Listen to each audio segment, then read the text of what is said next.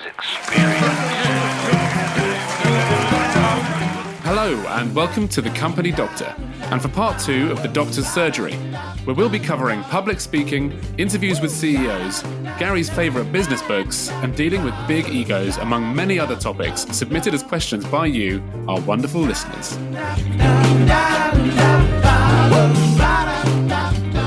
This one says that being the boss of your own company often means being head of marketing, sales, and HR. What advice do you have for new entrepreneurs who are struggling to juggle different roles? Good question. I think the number one word I would use is focus, and don't do the things that are comfortable. A good example is that you could spend a lot of time getting the website right, doing a headed paper, getting your business cards, not that anyone needs them anymore, and doing the, being busy, but not being active. Mm-hmm. And the goal of being in a business is to be successful in a business. So being, when you start, you'll take anything and decide what you want to be famous for. What do you want your business to be? What are the key things that move the boat, make the boat go faster? Mm-hmm. And keep checking, will that activity make the boat go faster? Because if it won't, don't do it. And then, find some like-minded people to get ideas and get help, because doing it on your own is pretty lonely. Yeah. And I think you miss out because you're kind of single-dimensional. It doesn't mean you should go to loads of different people and keep changing your mind, but definitely initially, take the time to think through what you're trying to do. Who are the best people you could get some advice from? Yeah. And, get started, keep focused, but be willing to adapt, because life's not a straight line. Yeah. It's funny because it's a different approach, isn't it? From say, when we were talking about consulting and going into an organization. Initially, you want to keep those ideas very much to yourself. Whereas I think when you're becoming, entrepreneurial, starting your own business, you want to immediately use people as a sounding board. Yeah, because me, when I talk about goals, I suggest you share your goals with people. But when I told you about change, I told you not to share it. But I think you should share it. It's just a timing issue. I mean, it depends on what kind of business you're in, right? But yeah, I think the main thing is about deciding what you need to do, doing the research first, making sure you're placing a bet in the right place, being very focused. You talked about being on your own. That's why I've sort of kind of limited it in my answer. But but be willing to adapt. And also, just don't fool yourself. I mean, when you're in corporate life, you can have meetings, and I'm not saying berating. I've done it, and it's all great. But everything you do has to count. So you can't do a blah blah thing. It's like, well, will that move the dial or not? Yeah. Do I need to have that meeting? And am I working with a company and they're not responding, and I'm spending too much time on it? You can't afford to do it when you work for yourself. Yeah. So you just got to be fairly cut and throat about it, really. And I suppose you'll learn pretty quickly what does and what doesn't work. So it is a little bit about testing the water initially, figuring out what is worth your time, and then cutting out all the stuff that isn't. Yeah, and just avoid ploughing your own field. Someone's driven the path already, unless it's something very different. Mm-hmm. They've probably driven the path already, so try and steal ideas from other people, and then add your own to theirs. Nice. Steal ideas. Steal ideas. Next question. A lot of what I do, and we've talked about this a lot of what I do is grounded in successful networking strategies. What are some tips that you can give for cultivating long-term relationships, presumably in business? Yeah. I mean, networking is my thing. And I just, if I look back on my working for myself, networking is my number one thing. I'd say the most important thing I've done is be a good networker and continue to be one, because it's a journey. It's not a one-off thing. And then, without going through the whole networking episode, you can listen to that one. There's 2 episodes. Yeah. But probably the number one thing is to think about what you can do for them rather than what you can do for yourself. Mm-hmm. It's a different mindset. It's like, it's not about me. Well, it is, and it is right now. But generally, it's not about me. It's about you. And if you start with that mindset, be curious, that you're generally interested in what they're doing, what's going on out there. Yeah. Then it's a whole different dimension than it's all about, I'm trying to sell something, I'm trying to get someone to buy from me. I know you are. Yeah. But if you start in that place, you're just going to repel people. You're just going to be annoying. Yeah. It's almost starting a friendship, isn't it? Because if you become sort of friends with people, then you're going to take an interest in them. They'll take an interest in you. They'll be more likely to call on you for future potential deals or whatever it may be. Yeah, it's an It's funny, actually. In the summer, I went to a vineyard for a change. I've seen a lot of vineyards, and I've drunk in a lot of them too. I've even stayed on a vineyard. But this particular one, as always, they explain there's old vines and new vines. Mm-hmm. And they explain the process that they go through to get a vine to be an old vine rather than a new vine. But the wine is better in an old vine. Right. It's more mature, it tastes better, blah, blah, blah. But you have to invest in watering the thing and planting it and looking after it. And it takes time. And I feel networking is the same. It's an investment in a relationship on a long-term basis. And you have to feed it, water it, look after it, add value to it. It's the same. And then the sun will shine and the grapes will come and you can squeeze and make your own wine.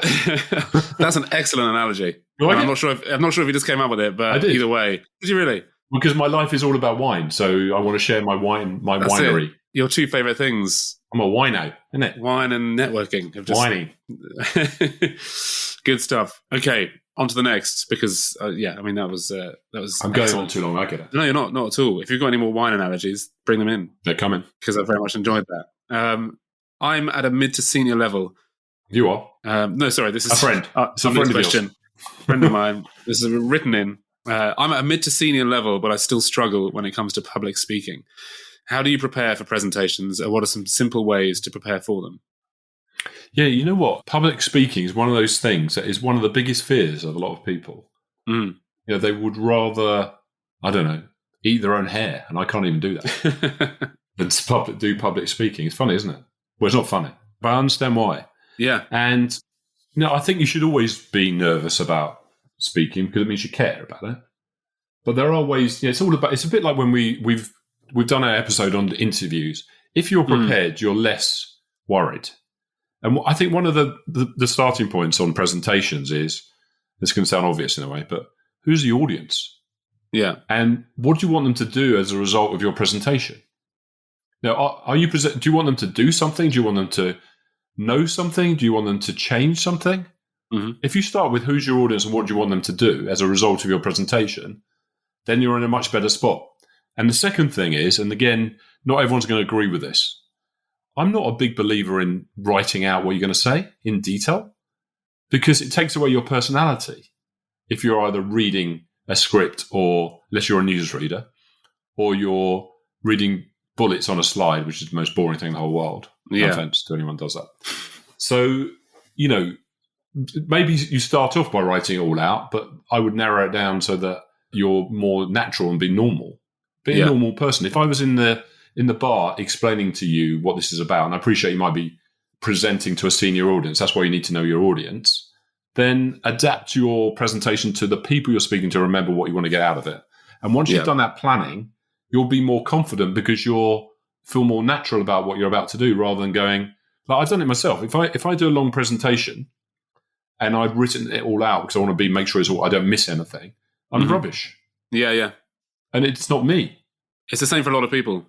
They're there with the entire thing. Because if you lose your way, then you suddenly start sweating and panicking, and better to just rely on what you already know. It's just having the confidence to go off script, isn't it? Can you imagine if this entire thing had been scripted? If everything that, this whole podcast, everything that you were saying was written down, it'd be so boring. You mean it's not? I mean, not for me, it's not. No, not for me either. Right, it can't be for me because I didn't know what you were going to ask me. but yeah, and I think the other thing is some of the best presenters I know just have pictures, and they use pictures that are maybe semi-humorous, that makes a point. Yeah.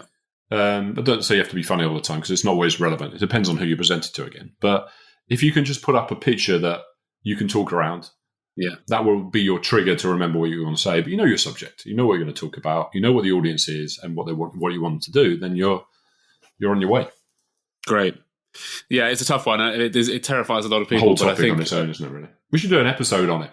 We should. We haven't, have we? No, we did. Okay, good. New year, new us. New us.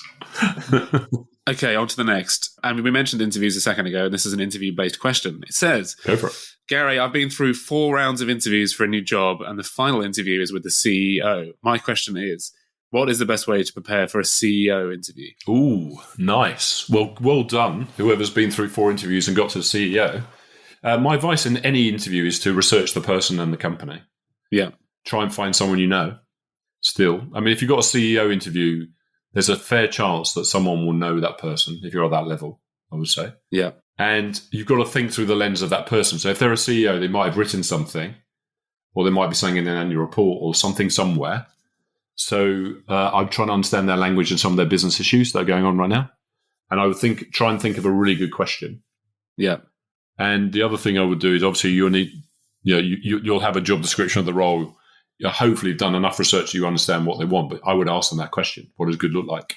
Yeah. For this role? But I would have a couple of questions around some of their business issues and ask them about those things. So what does it mean to you? What's the effect of this? I've read that, blah, blah, blah. What are your thoughts about that? How does that impact your business? That kind of thing. So that would be my prep. Yeah.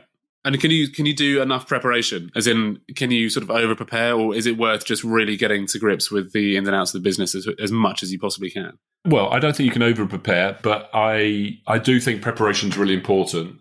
And then I would run through the things they might ask me, because there's only so many things I'll ask you, and I will say it out on my own. I think we've talked about this in one of our interview podcasts. I would say out loud what they say and what I would say. Because if I've thought through all the things they might ask and how I would respond to them, then again, I feel much more confident in the interview because, all right, they might ask me something I didn't think about, but it's more likely they'll ask me the things I've already prepared. Look at episode, whatever number it is, to find out about it.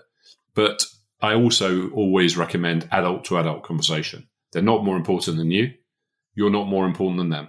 And you've got to have, if you're talking to a CEO, then you're a senior person anyway. And you need to be confident in what you're able to do and how you do it, and then want to know how you're going to deal with it. What would you do? What would you do in the first 90 days? Those are sort of questions that are going to come up, so you've got to be prepared for them. And so you shouldn't really be stepping up your game because your game should already be at that level. If you're getting to the CEO, yeah, but it doesn't mean you shouldn't step up your game, because I think stepping up your game is being prepared, and being prepared is thinking about looking through their lens, not through yours. So if you were the CEO, what would you want, and what sort of questions would you ask? Okay, and be prepared for those. So do your research, but be confident because you're at that level. So, they're not better than you. They need you. Yeah, that's why you're going to the interview. Their company will be better as a result of hiring you, won't it? Yeah. Yeah. Yes. Oh, yes. You don't sound convinced by that. Sorry, for your friend. Sorry, I have a cold. You see, that's what it is. That stops you being convinced. Yeah, I can't be convinced if I have a cold. It's impossible. I get it. Okay, so this one is, I think, relevant to possibly the previous episode or maybe two ago, but it says that my company has been through a large upheaval recently, and I think a lot of crucial people were ignored in that process. When initiating change in a business, are there character profiles within the teams that you should concentrate your attentions more on than others? Well, I don't know if the question's coming from I'm about to do the change or I'm on the receiving end of the change. What do you think? I don't know, but I think it's about to be on the receiving end of the change. Okay. Well, here's my thoughts. If you're on the receiving end of the change, I know people, and have been myself, more promoted during times of change than any other time. The best steps in my career have been during times of change. But I've also seen people be bitter and twisted and go the other way, or hide, or whatever the right word is, or disengage. So probably the most important advice. Can you read the first part of the question again so I got it, that I don't miss the... I think a lot of crucial people were ignored when initiating change in business. Are there character profiles within the teams that you should concentrate your attentions more on, more so than others? Well, people do get ignored. If you're going through a big change, I used to be in outsourcing. You start off trying to be fair. So we have one from this company and one from that company. Yeah. And then the time gets reduced, and then all of a sudden you just go, I'll just do it. So it's nothing personal sometimes. But that's why if you're on the receiving end of the change, you've got to raise your profile. You've got to be on the radar. Offer to help out, be involved, be inside the tent. Because if you're not, you're going to get forgotten. And so if you've been in a situation where you got forgotten, it might be because the change was a turnaround and needs to be done quickly, or it might be just because you weren't on the radar. So is it your fault or is it theirs? Yeah. Now you could sit there and think, well, I shouldn't have to, but then you're not going to get anywhere. If you're making the change, then the best thing you can do is get people involved in the discussion about the change so that you can bring people with you, but you're not going to bring everyone with you. So, you just have to... I don't know if that answers the question, because it depends where it's coming from. Yeah, I think on either side it's slightly different, but I think this person seems to be saying how they should position themselves, and I think if you're saying inside the tent, I think that makes perfect sense. Yeah, you've got to stand up and be counted, and get. Sometimes you get lost. There's a lot of stuff going on. But, people should know who you are, but they might not, and someone might not have told anyone about you. That's your fault, not theirs. Sorry, that's rude, isn't it? No, I think it's absolutely right. And I think, you don't want to be sitting there, as you say, bitterly saying that the writing's on the wall if you can actually make a difference. And, as you don't want to burn bridges. I think the mindset should be, look, change is uncomfortable. And some people say they love change, and I don't really believe them. But anyway, yeah, the way to look at it is this. It's a massive opportunity. The word change is, the Chinese word for change is crisis and opportunity. Oh, that's great. It's true. So which side of the fence are you going to be? Are you going to be a crisis or are you going to be opportunity? Yeah. My recommendation might be to be on the opportunity side. So in order to be on the opportunity side and not on the drama side, you need to stand up and be counted and offer to help. Great. Boom. Take that, whoever you are. Take that, change agents. That's good. This is good for me because I have a massive ego, as you know. But how do you deal with big egos, major stakeholder meetings or round tables? Good point. We've done something on this recently, haven't we? We have. But one of the phrases I use is "kill people with kindness," but that doesn't necessarily solve the problem. Yeah, you've got to match the person. So never wrestle with pigs. Have you heard that? That's a really rude phrase. Don't wrestle with pigs. I haven't. If you wrestle with pigs, no one comes off very well. It's just kind of muddy in there. Right. And also, if someone is what's the terminology used on that type of personality? A sort of a stakeholder or, a major stakeholder or business leader. A major stakeholder that is a high ego, I think you said. Sorry, it was a high ego. Yeah. If someone's a high ego person, then if you're combative with a high ego person, it's going to work against you. Right. So in order to overcome that, you need to be empathetic. You need to understand where people are coming from and take the time to understand. The best way to deal with difficult people is to deal with it before you get to the meeting, so that you can understand where people are coming from. If you're in a meeting and you couldn't do that before and something comes up, then you should not get into a fight publicly. It doesn't work. Sure. No one wins an argument. And also, you should definitely be more empathetic to understand where people are coming from. Yeah. And take it outside. That's what I would suggest. And so don't lower yourself. Yeah. Well, it's not so much lowering yourself. It's just you don't win an argument. The way you win overall is in the long term. You don't have to win every battle. You need to win the war. So the principle is you need to lobby people. Yeah. So, I've often spoken to people outside of the meeting beforehand, because if you know what the subject is and you know what the pressure points are going to be, don't wait to the meeting to have the discussion. Pick it off outside. Yeah.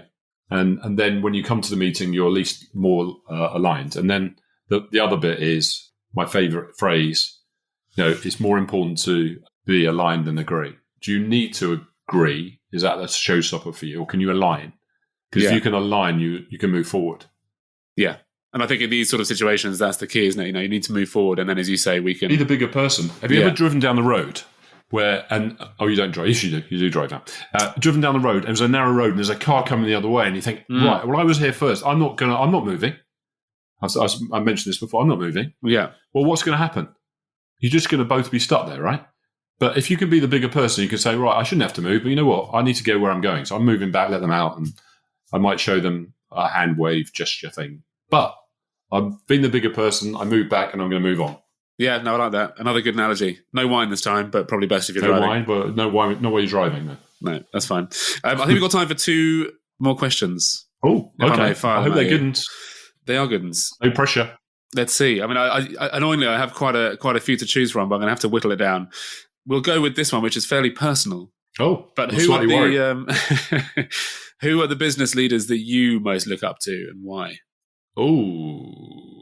I like that question because it gets me to think. When you said personal, I thought maybe my wife had written in or something. No, well, not as far as I know. She said, dinner's ready. Dinner's ready. No.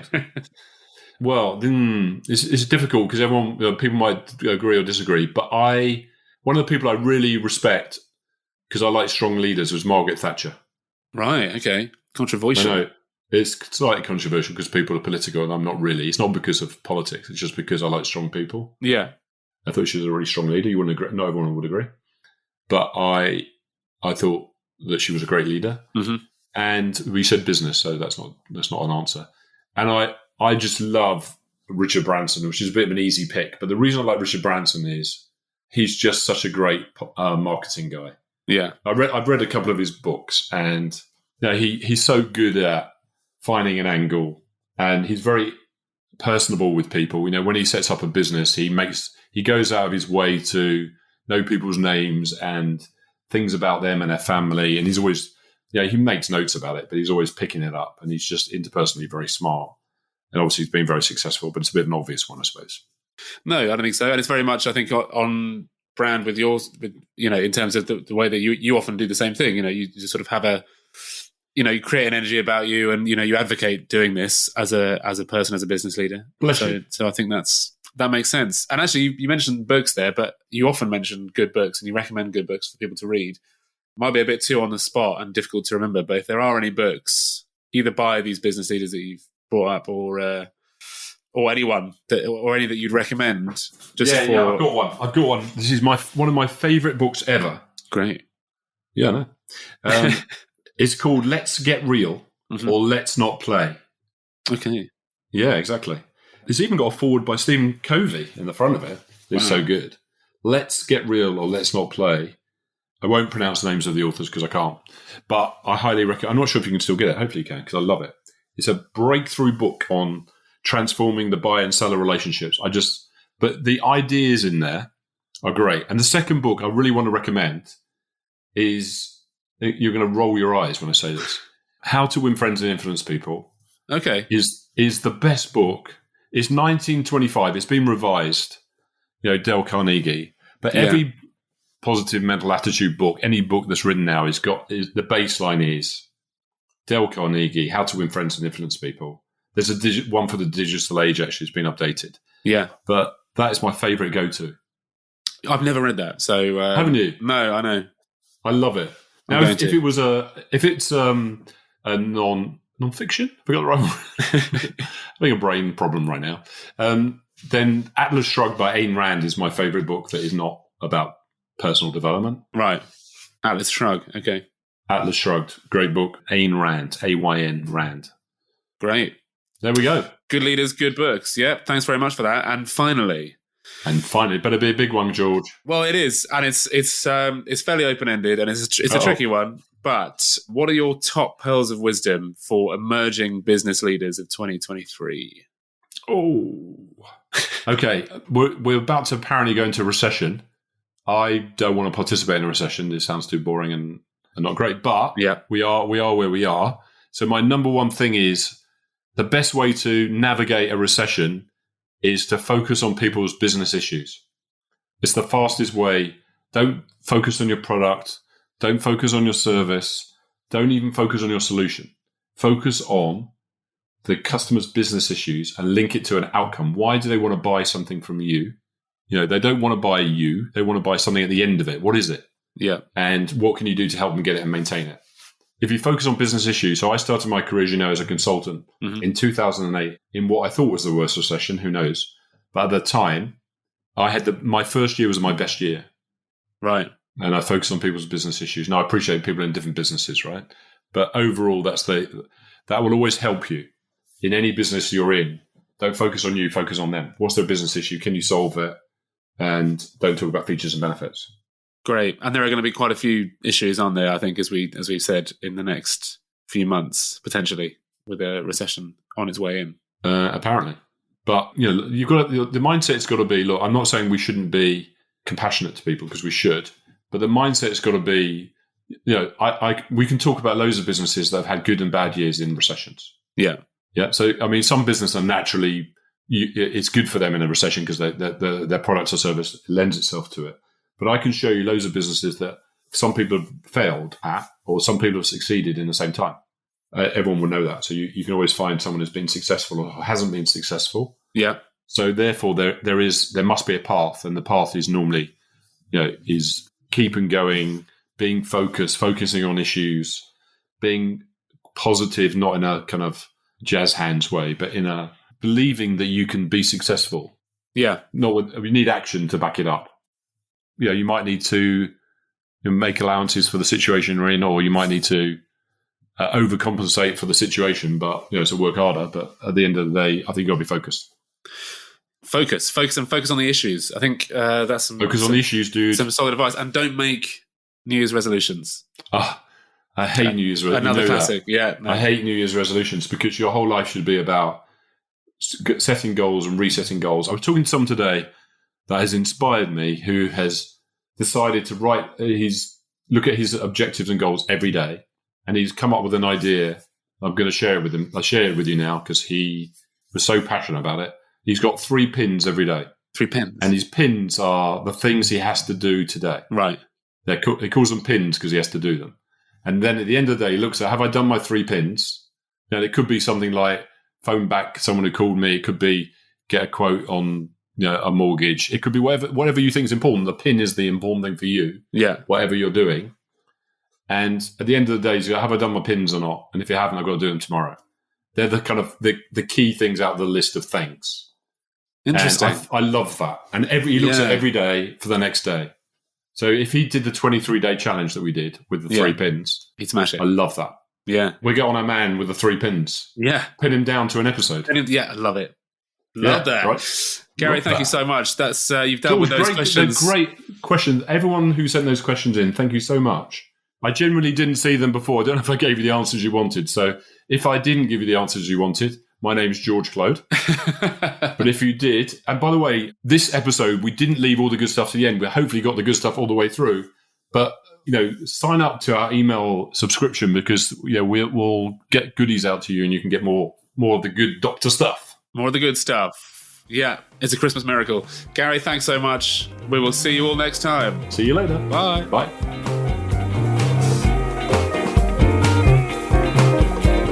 A huge thanks to you all for sending us your excellent questions for this Doctor's Surgery special.